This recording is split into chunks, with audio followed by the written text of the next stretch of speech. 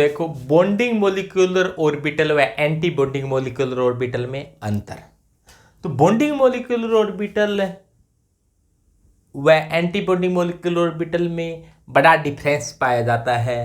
कैसे कि bonding molecular orbital की एनर्जी कम होती है जबकि एंटी बॉन्डिंग मोलिकुलर ऑर्बिटल की एनर्जी ज़्यादा होती है। बॉन्डिंग मोलिकुलर ऑर्बिटल का स्थायित्व ज़्यादा होता है जबकि एंटी बॉन्डिंग मोलिकुलर ऑर्बिटल का स्थायित्व कम होता है।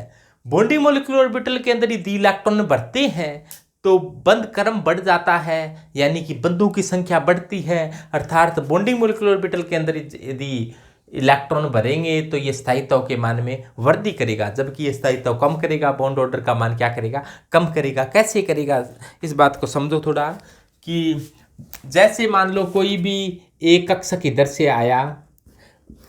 एमओटी क्या कहती है? एमओटी ये कहती है कि एक मान लो परमाणु इधर से आया, एक परमाणु इधर से आया। हाइड्रोजन परमाणु की बात कर लेते हैं, सबसे छोटा परमाणु है। तो हाइड्रोजन परमाणु का एक कक्षक होता है, वो 1s कक्षक होता है। 1s कक्षक गोलाकार होता है। इस हाइड्रोजन परमाणु का कक्षक 1s कक्षक है। 1s कक्षक गोलाकार है। इस हाइड्रोजन को मैं ए परमाणु कह दूं, इसको बी कह दूं, तो इसके तरंग फलन को साई ए कहूं, मैं इसके तरंग फलन को साई बी कहूं। ये जब नज़दीक नज़दीक आए, नज़दीक आकर मिले, पूछा क्या हाल चाल है, ये आपस में मिल रही हैं। कैसे मिलेंगे? मिलने के भी दो तरीके हो सकते हैं। एक तो मिले ये बिल्कुल नज़दीक आकर एक दूसरे से गले मिल रही हैं। पुराने टाइम में ऐसे मिलते थे। कोरोना ने कह दिया है कि ऐसे नहीं मिलना है। तो यहाँ पर इस प्रकार से मिलते हैं, यानी कि पूरा मिलाप होता है, इनका पूरा मिलान होता है। ये मिल रही हैं। तो जो बॉन्डिंग मोलिकुलर ऑर्बिटल के लिए जो वेव फंक्शन आया, तरंग फलन आया है, वो इनके जोड़ के इक्वल होता है। साई ए प्लस साई बी के जोड़ के इक्वल होता है। और इनकी जो सैप होती है मिलने के बाद में इस प्रकार की सैप बन जाती है। तो ये बन गया मोलिकुलर ऑर्बिटल। यहाँ पर कोई नोडीय तल नहीं होता, यानी सभी जगह इलेक्ट्रॉन पाए जाने की संभावना है। और इलेक्ट्रॉन पाए जाने की संभावना साई स्क्वायर कहलाती है। तो ये यहाँ पर सभी जगह इलेक्ट्रॉन पाए जाने की संभावना है।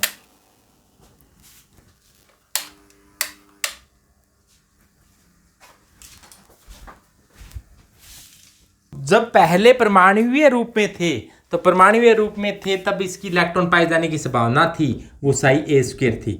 इस कक्षक में इलेक्ट्रॉन पाए जाने की संभावना साई ए स्क्वायर थी। और यहाँ पर इस कक्षक में इलेक्ट्रॉन पाए जाने की संभावना क्या थी? साई बी स्क्वायर थी। और जब ये परमाणु कक्षा आपस में बॉन्डिंग मोलिकुलर ऑर्बिटल बना लिया है, तो बॉन्डिंग मोलिकुलर ऑर्बिटल के अंदर इलेक्ट्रॉन पाए जाने की संभावना है, तो वो क्या हो जाएगी? साई ए प्लस साई बी का क्या कर दो? स्क्वायर कर दो। स्क्वायर कर दोगे तो क्या आ जाएगा कि साई बी एम ओ का मान कितना जाएगा कि साई ए की स्क्वायर प्लस साई बी की स्क्वायर प्लस 2 साई ए और साई बी हो जाएगी। तो इस प्रकार से बॉन्डिंग मोलिकुलर ऑर्बिटल बनते हैं। जैसे ये ग्राफ बनाया है, ये अंतर्नाभिकीय दूरी है। जैसे मान लो नाभिक यहाँ पर है, नाभिक के केंद्र से चले हैं अपने। जैसे जैसे नाभिक के केंद्र से चलते जा रही हैं, इलेक्ट्रॉन पाए जाने की संभावना पहले बढ़ती है। पहले सिंपल परमाणु के रूप में थी, तो ये पहले बनाया है ग्राफ, पहले वाला ग्राफ है, ये परमाणु की फॉर्म का बता रहा है। जो आपको रेड कलर का दिखाई दे रहा है, ये परमाणु की फॉर्म का बता रहा है। ये दूसरे एटम का, ये साई ए की स्क्वायर का मान बता रहा है। दूसरा क्या बता रहा है? साई बी की स्क्वायर का मान बता रहा है। तो ये भी एटॉमिक फॉर्म का है।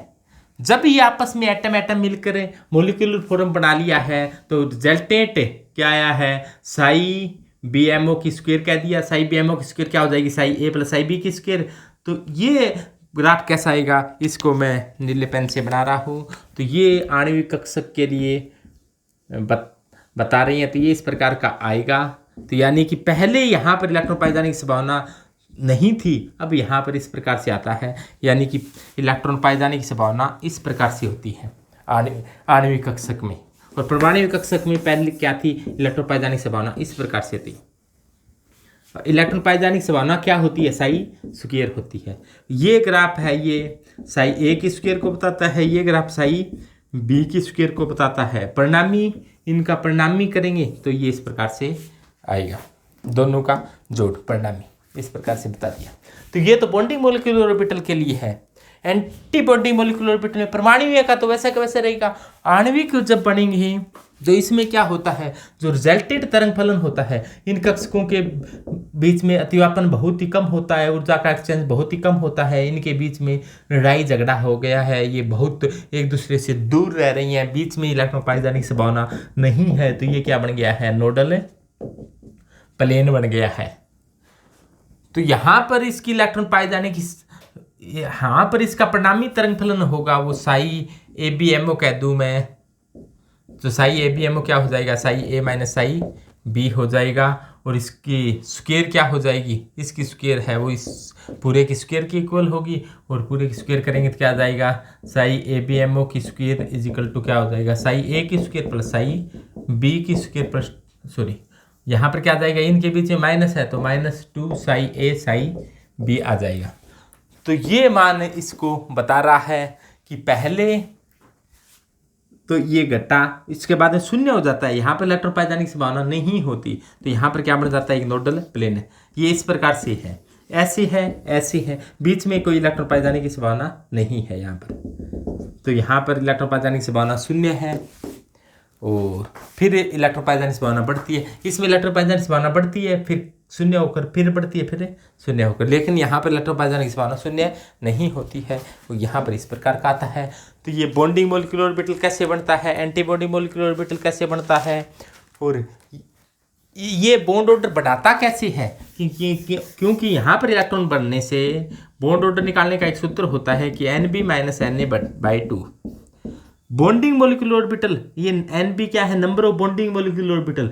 BMO में इलेक्ट्रॉनों की संख्या NB है, ABMO में इलेक्ट्रॉनों की संख्या Na है अपॉन 2। तो BMO में बढ़ेगा, इलेक्ट्रॉन BMO में जाएगा तो बॉन्ड ऑर्डर बढ़ जाएगा, बॉन्ड ऑर्डर बढ़ जाएगा। जैसे BMO में ज़्यादा इलेक्ट्रॉन हो जाए, तो जैसे मान लो एक BMO में इलेक्ट्रॉन बढ़ जाएगा तो बंद बढ़ जाएंगे। पहले जैसे मान लो एक है, BMO में ज़्यादा इलेक्ट्रॉन हो तो बंद हो सकते हैं 2 हो जाए, हो सकते हैं किसी में 3 हो जाए। तो ज़्यादा बंद होंगे तो स्थायित्व क्या होता है, ज़्यादा होता है।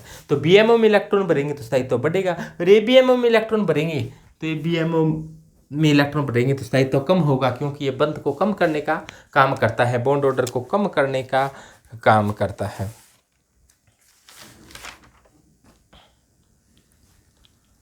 तो ये तो था BMO ABMO में डिफरेंस क्या है।